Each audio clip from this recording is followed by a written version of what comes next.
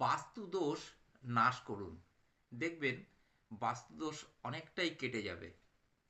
জোয়ারের জল নেবেন, জোয়ারের জলে কর্পূর দেবেন, অশ্বগন্ধা দেবেন আর গোলাপ জল ভালো করে মিশিয়ে নিন। ভালো করে মেশাতে হবে কিন্তু।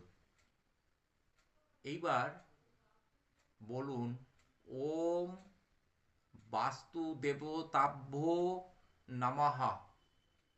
আবার বলছি, ওম বাস্তু দেবতাভ্যো নমঃ।